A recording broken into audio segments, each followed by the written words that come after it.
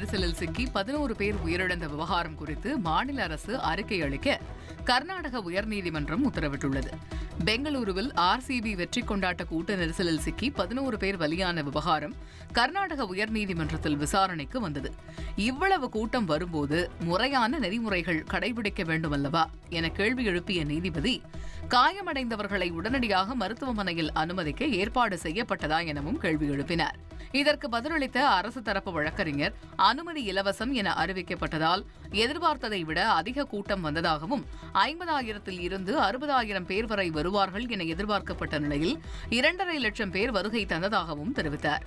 அனைத்து உயிரிழப்புகளும் சின்னசாமி மைதானத்தின் நுழைவு வாயிலில் மட்டுமே நடந்ததா எனவும், சின்னசாமி மைதானத்தில் உள்ள அனைத்து கேட்டுகளும் திறந்திருந்ததா எனவும் நீதிபதி கேள்வி எழுப்பினார்.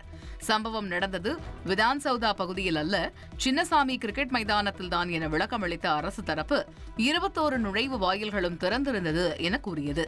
அதே சமயம் 3 நுழைவாயில்களில் மட்டுமே திறக்கப்பட்டது என எதிர்தரப்பு வழக்கறிஞர் வாதிட்டார். இதனை அடுத்து இந்த வழக்கு விசாரணையை ஜூன் 10ஆம் தேதிக்கு ஒத்திவைத்த நீதிபதி, நீதிமன்றத்தின் கேள்விகளுக்கான விளக்கத்தை அறிக்கையாக சமர்ப்பிக்க உத்தரவிட்டார்.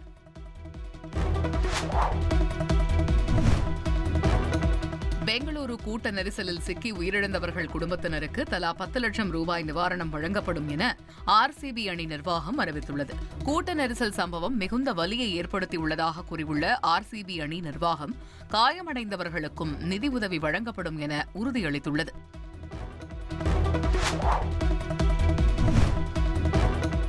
பாமக நிறுவனர் ராமதாஸை தைலாபுரம் தோட்டத்தில் அன்புமணி சந்தித்தார். ராமதாஸை தனது மகளுடன் சென்று அன்புமணி சந்தித்தார். அப்போது அன்புமணியின் தாயாரும் சகோதரியும் உடன் இருந்தனர். சுமார் 45 நிமிடங்கள் நடந்த சந்திப்பின் போது தனது நிலைப்பாட்டை முழுமையாக ராமதாஸிடம் அன்புமணி எடுத்துக் கூறியதாக தெரிகிறது. பேச்சுவார்த்தை நடத்திவிட்டு அன்புமணி வெளியே வந்தபோது செய்தியாளர்களின் கேள்விக்கு பதிலளிக்காமல் சென்றுவிட்டார். இதனிடையே பாமக நிறுவனர் ராமதாஸை ஆடிட்டர் குருமூர்த்தி, சென்னை முன்னாள் மேயர் சைதை துரைசாமி ஆகியோர் சந்தித்தனர். அதிமுக, பாஜக அணியில் பாமக இடம்பெறுவதை உறுதி செய்யும் நோக்கில் இச்சந்திப்பு நடந்ததாக தகவல்கள் தெரிவிக்கின்றன.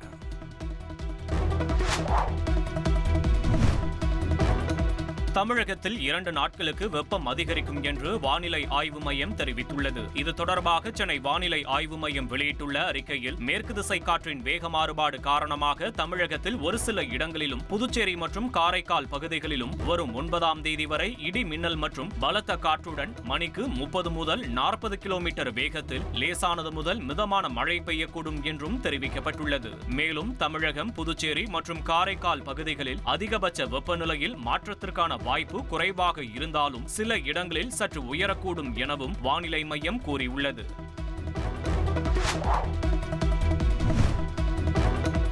லைகா நிறுவனத்திற்கு வழங்க வேண்டிய 21 கோடியே 29 லட்சம் ரூபாயை 30% வட்டியுடன் வழங்க நடிகர் விஷால் தரப்புக்கு சென்னை உயர்நீதிமன்றம் உத்தரவிட்டுள்ளது. விஷால் தனது விஷால் பிலிம் ஃபேக்டரி நிறுவனத்திற்காக சினிமா பினான்சியர் அன்புச்செழியனின் நிறுவனத்திடம் பெற்ற 21 கோடியே 29 லட்சம் ரூபாய் கடனை லைகா நிறுவனம் ஏற்றுக்கொண்டு செலுத்தியது. அத்தொகையை முழுமையாக செலுத்தும் வரை விஷால் பட நிறுவனத்தின் அனைத்து படங்களின் உரிமைகளும் லைகா நிறுவனத்திற்கு வழங்க வேண்டும் என்று ஒப்பந்தம் மேற்கொள்ளப்பட்டது. இந்த ஒப்பந்தத்தை மீறியதாக விஷாலுக்கு எதிராக லைகா நிறுவனம் நீதிமன்றத்தில் வழக்கு தொடர்ந்த நிலையில், லைகா நிறுவனத்திற்கு வழங்க வேண்டிய 21 கோடியே 29 லட்சம் ரூபாயை 30% வட்டியுடன் வழங்க விஷால் தரப்புக்கு உத்தரவிட்ட நீதிபதி, வழக்கு செலவு தொகையையும் லைகா நிறுவனத்திற்கு வழங்க வேண்டும் என்று உத்தரவிட்டார்.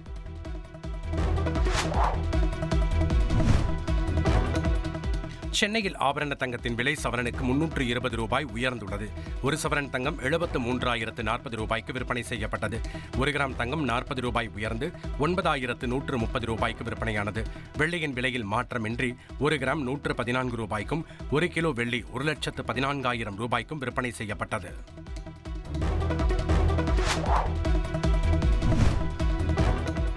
ரயில்வே தட்கல் டிக்கெட் முன்பதிவில் ஏற்படும் மோசடிகளை தவிர்க்கும் வகையில் ஆதார் எண் சரிபார்ப்பு மற்றும் ஓடிபி அடிப்படையில் புக் செய்யும் வகையில் ஐஆர்சிடிசி இணையதளத்தில் மாற்றம் கொண்டுவர திட்டமிடப்பட்டுள்ளது.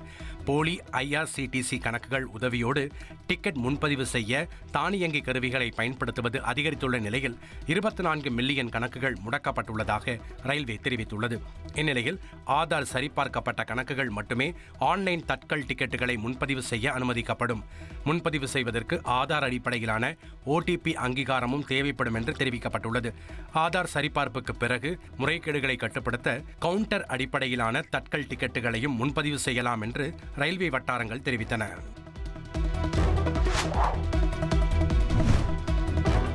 வடகிழக்கு மாநிலமான அசாமில் தொடர் கனமழையால் 100க்கும் மேற்பட்ட கிராமங்கள் கடுமையாக பாதிக்கப்பட்டுள்ளன. அசாமின் பல்வேறு மாவட்டங்களில் வெள்ளம் சூழ்ந்துள்ளது. குறிப்பாக மோரிகான் மாவட்டம் வெள்ளத்தின் பிடியில் சிக்கி தவித்து வருகிறது. அங்குள்ள 101 கிராமங்களில் வெள்ள பாதிப்பு ஏற்பட்டுள்ளது.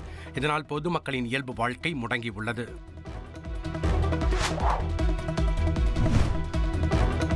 பெங்களூருவில் RCB கொண்டாட்டத்தின் போது நிகழ்ந்த கோர சம்பவம் தொடர்பாக கர்நாடக உள்துறை அமைச்சர் பரமேஸ்வரா விளக்கம் அளித்துள்ளார்.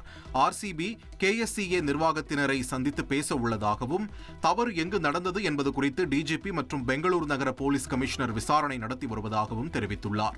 அத்துடன் இத்தகைய சம்பவங்கள் இனி நடக்காமல் இருக்க நிலையான வழிகாட்டு நெறிமுறைகள் உருவாக்கப்படும் என்றும் 34,000 இருக்கைகள் மட்டுமே உள்ள அரங்கத்தினுள் 3 லட்சம் பேர் வந்ததாக குறிப்பிட்ட கர்நாடக உள்துறை அமைச்சர் பரமேஸ்வரா மெட்ரோ அதிகாரிகள் அளித்த தகவலின்படி காலை 9 மணி முதல் இரவு 11 மணி வரை 8.7 லட்சம் பேர் மெட்ரோவில் பயணித்ததாகவும் இது வழக்கத்தை காட்டிலும் கிட்டத்தட்ட 2 மடங்கு அதிகம் என்றும் விளக்கினார்.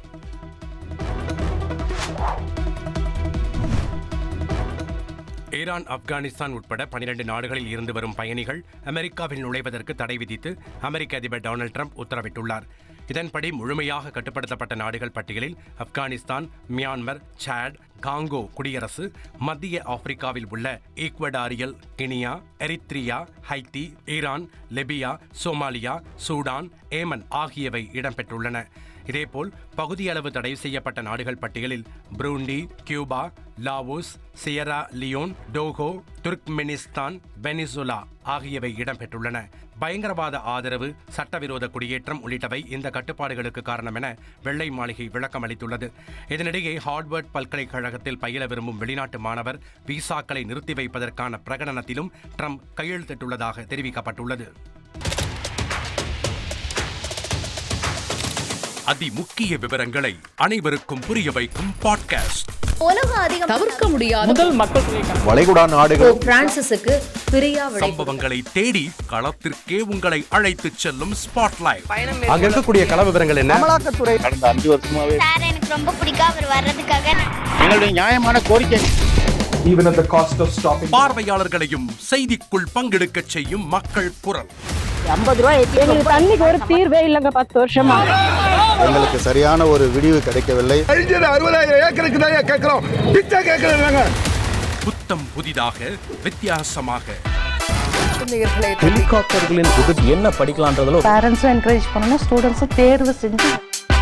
எனக்கும் சீமானனுக்கும் பெரிய வித்தியாசம் இல்லைங்க. ஒரு பாயிண்டா சொல்லணும். உங்களுக்கான தலைவர்களை பொழுதுபோக்கு தளத்தில் தேடாதீர்கள், போராட்ட களத்தில் தேடுங்கள். அனைத்தும் உங்களுக்காக. எப்போதும் இணைந்திருங்கள் தந்தி டிவியுடன்.